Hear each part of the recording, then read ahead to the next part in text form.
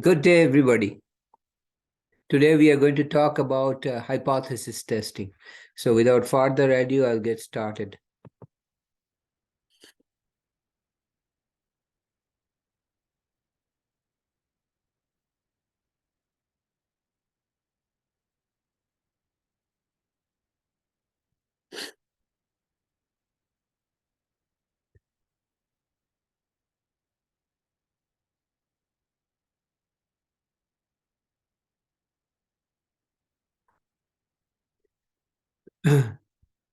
So first we will define null hypothesis and alternate hypothesis.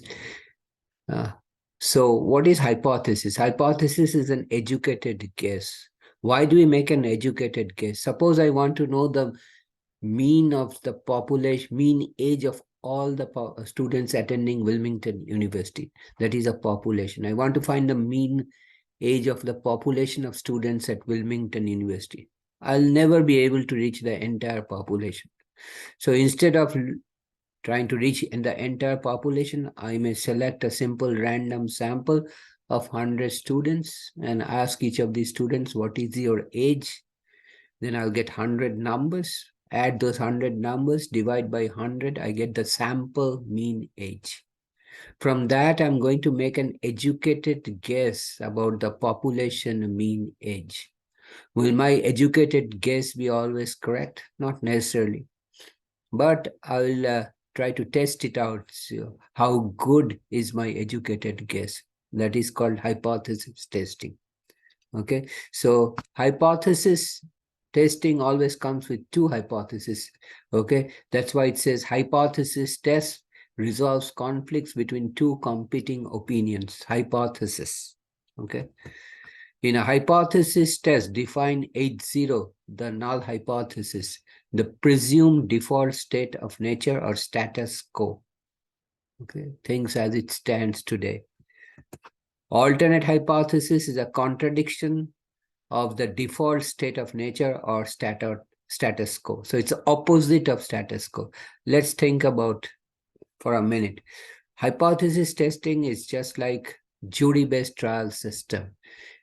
In the jury-based trial system, the defendant is assumed to be innocent, to be equal to innocent at the start of the trial. That's your null hypothesis. The defendant is equal to innocent. Okay. And then what is the alternate hypothesis? The defendant is not innocent. That means the defendant is guilty. So how does the case proceed? Both sides present their evidence to the jury in the trial. If there is enough evidence to support the alternate, that is the defendant is not innocent, defendant is guilty, then we will reject the null hypothesis that the defendant is innocent and state that there is enough evidence to support the alternate hypothesis that the defendant is guilty. On the other hand, if there is not enough evidence to support the alternate hypothesis that the defendant is guilty, then we will conclude that the defendant, that there is not enough evidence to support the alternate hypothesis, and therefore we do not reject the null hypothesis that the defendant is innocent. Okay. In statistics, we use sample information to make inferences regarding the unknown population parameters of interest. We conduct hypothesis tests to determine if sample evidence contradicts H sub 0. Okay. So on the basis of the sample information, we either reject the null hypothesis, that is the sample evidence is inconsistent with H0, or if there is not enough evidence to support the alternate hypothesis, then we do not reject the null hypothesis. Sample evidence is not inconsistent with H0. We do not prove that H0 is true. We just say do not reject. We cannot say accept H0 because we do not know H0 is true, because that's an educated guess too. Defining null hypothesis and alternative hypothesis. General guidelines. Null hypothesis states the status quo, that means things as it stands today. HA is the alternative hypothesis, states whether we wish to establish, that is contest the status quo. Okay, use the following sign in hypothesis test. Null hypothesis, usually it is equal to, it can be greater than equal to, or less than equal to. When the null hypothesis is equal to, alternate is not equal to. When the null hypothesis is greater equal to, alternate is opposite, contradict H sub 0, so it is less than. When the null hypothesis is less than equal to, opposite of less than is greater than, so alternate consists of greater than. Notice in the null hypothesis, there is always an equal to sign. There is no equal to sign in the alternate hypothesis. Notice that H0 always contains the equality. One-tailed versus two-tailed hypothesis test. Two-tailed tests reject H0 on either side of the hypothesized value of the population parameter. For example, mu equal to mu0 versus alternate mu not equal to mu0. This is a two-tailed test. Similarly, mu is the population mean equal to a mu0 is a hypothesized population mean. Alternate is mu not equal to mu0. And similarly, we can have a proportion test. P is the population proportion equal to P0. Whenever you see P0, it's a hypothesized population proportion. That is my educated guess of the population proportion. Versus alternate P is not equal to P0. The not equal to P symbol in HA indicates that both tail areas of the distribution will be used to make the decision regarding the rejection of H0. One tail versus, okay, one tail test, reject H0 on one side of the hypothesized value of the population parameter. So when null hypothesis mu less equal to, then the alternate is mu greater than. Notice the symbol indicating greater than, the two slanted lines in greater than meet at an edge pointing to the right, hence it's a right tail test. Similarly, when H sub 0 is mu greater equal to mu0, alternate is opposite, mu less than mu0. Less than, the two slanted lines indicating less than meet at an edge pointing to the left, it's a left tail test. Note that note the inequality in alternate determines which tail area will be used to make the decision regarding the rejection of H0. 3 steps to formulate hypothesis. Identify the relevant population parameter of interest, example mu or p. Determine whether it's a one-tailed or two-tailed test. Include some form of equality sign in H0 and use HA to establish a claim. So they have shown a table. When H sub 0 is equal to, H sub A is not equal to, it's a two-tailed test. When H sub 0 is greater equal to, HA is less than, it's a one-tail left-tail test in this case, because in the alternate, the two edges, slanted lines meet at an edge pointing to the left. And when the null hypothesis is less equal to, alternate is opposite, greater than, two slanted lines indicating greater than meet at an edge pointing to the right, it's a right tail test. Example, a trade group predicts that back-to-school spending will average $606.40 per family this year. A different economic model is needed if the prediction is wrong. Parameter of interest is mu, population mean. Since we are interested in the average back-to-school spending. Since we want to determine if the population mean differs from 606.4, null hypothesis is mu equal to 606.4, alternate mu not equal to 606.4. Okay. Television research analysis wishes to test a claim that more than 50% of the households will tune in for TV episodes, specify the null and alternate hypothesis. So the claim is greater than 0.5. 50% is converted to a decimal. So H sub A colon P greater than 0.5. And the null hypothesis automatically will be the opposite, H sub 0 colon P less equal to 0.5. P is the population proportion, okay, like I said. Type 1 and type 2 errors. Type 1 error committed when we reject H0 when H0 is actually true. Occurs with probability alpha. Alpha is chosen a priori before we start the test. Type 2 error is failing to reject H0 when H0 is actually false. Committed when we do not reject H0 and H0 is actually false. Failing to reject H0 when H0 is false. And what is type 1 error? Reject H0 when H0 is actually true. So the probability of making type 2 error is beta. Power of the test is 1 minus beta for a given sample size n in n. A decrease in alpha will increase beta and vice versa. The only way to decrease beta without increasing alpha is to increase sample size. Okay, so here is the table. Reject H0 when in reality H0 is actually true. We make a type 1 error. So the intersection of the first row and the first column is type 1 error. Intersection of the first row and second column, remember the top of the column gives you the decision. So intersection of first row, reject the null hypothesis, and first column, null hypothesis is true. We made type 1 error. But if we look at the intersection of the first row, reject the null hypothesis, and the second column, null hypothesis is false, we made the correct decision.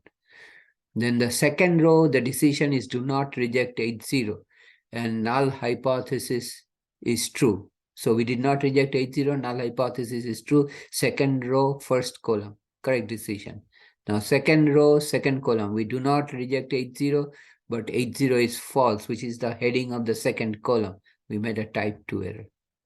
Correct decision, reject H0 when H0 is false, and do not reject H0 when H0 is true. Incorrect decision, reject H0 when H0 is true, type 1 error, and type 2 error is do not reject H0 when H0 is false. And the court of law, I already mentioned to you, H0 is the defendant is equal to innocent, alternate the defendant is not innocent or guilty. Type 1 error, what is type 1 error? Reject H0 when H0 is true. Conclude the accused is guilty when in reality she is innocent. And type 2 error, failing to reject H0 when H0 is false. Conclude that the accused is innocent when in reality she is guilty. Okay. Hypothesis testing enables us to determine whether the sample evidence is inconsistent with what is hypothesized under H sub 0. Basic principle: first assume that H0 is true and then determine if sample evidence contradicts these assumptions. Two approaches to hypothesis testing: the p-value approach, which is easy to do with a calculator, I will show you, and the critical value approach.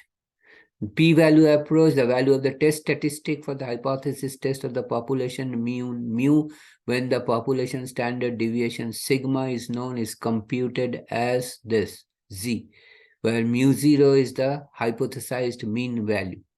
Valid only if x bar approximately follows a normal distribution, if the underlying population is normally distributed, if the sample size is sufficiently large, that is n greater or equal to 30, comes from central limit theorem. P-value is the likelihood of obtaining a sample mean that is at least as extreme as the one derived from the sample, under the assumption that the null hypothesis is true. The calculation of the p-value depends on the specification of the alternate hypothesis. So p-value, if it is a right tail test, then p-value is probability of getting a test statistic as large as small z or even larger. Left tail probability of z, left tail probability should be less equal to, I don't know why they did. Okay, decision rule, reject H0 if p is less than alpha. So you see the first one on the left is a left tail test. So you calculate a test statistic, find the probability of the area to the left of the test statistic. Okay. Two tail test, you have to calculate the z and find the area if it is on a right tail to the right of the test statistic and multiply it by 2. Similarly, if test statistic is in the left tail, calculate the area to the left of the test statistic and multiply it by 2. For a right tail test, probability value, p-value is the area to the right of the test statistic. Specify the null and alternate hypothesis, specify the significance level alpha. It's a maximum probability of making the type 1 error and it's equal to the area of the rejection. Step 3, calculate the value of the test statistic and the p-value. If p-value is less equal to alpha, reject H0. If p-value greater than alpha, fail to reject H0. So we will do this problem using our calculator. A sample of 30 households showed that the sample mean back to school spending is 622.85. It is believed that back to school spending is normally distributed with a population standard deviation of 65. An analyst wishes to test if the average back to school differs from. They do not say greater than, less than. Okay. Okay, so it is differs from, so it's a two-tailed test. So null hypothesis is mu equal to 606.40, alternate hypothesis mu not equal to 606.40. That is not equal to is differ from. We do not know it's greater than and less than. Okay, so we go on. Okay, so we do stat, highlight test on the top row. We are going to do a z-test because we know the population standard deviation. So number one is z-test, hit enter. Input should be on stats. We put the cursor on stats and hit enter so that it's flashing on stats. We do that only when we know all the sample characteristic, which we know in this case. Mu 0, I'm comparing the against the hypothesized value of 606.40. So mu 0 is 606.4. What is sigma? Sigma is the population standard deviation, which is 65. Okay. What is the sample mean is 622.85. What is the sample size? 30. What is the alternate? Fifth line is the alternate. It's not equal to. So bring the cursor on not equal to mu 0. You already told the calculator mu 0 is 606.40. That is the hypothesized. That is your educated guess of the population mean. So bring it on not equal to mu 0 and hit enter. So that it's flashing on the fifth line on not equal to mu 0. That is our way of telling the calculator what is the alternate hypothesis. And then you calculate. So you'll get a test statistic, which is a characteristic of the sample, and also you'll get a p-value. If the p-value is less than alpha, then we'll reject H0. If p-value is greater than alpha, then we'll fail to reject H0. In this case, level of significance, alpha, is equal to 5% or 0.05 as given in this problem statement. So we calculate. Test statistic is 1.386, p-value is 0.165, which is greater than 0.05. Hence, our decision is fail to reject H0. And our conclusion is at alpha equal to 0.05, there is not enough evidence to support the alternate hypothesis. Okay. So step 4, since 0.1657, the p-value is greater than alpha 0.05, we do not reject H0 at alpha equal to 0.05. There is not enough evidence to support the alternate, which is mu different from 606.40. Okay.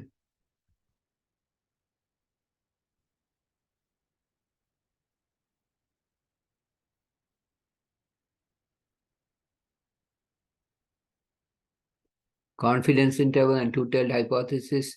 Given the significance level alpha, we can use the sample data to construct a 100 times 1 minus. So let's do it.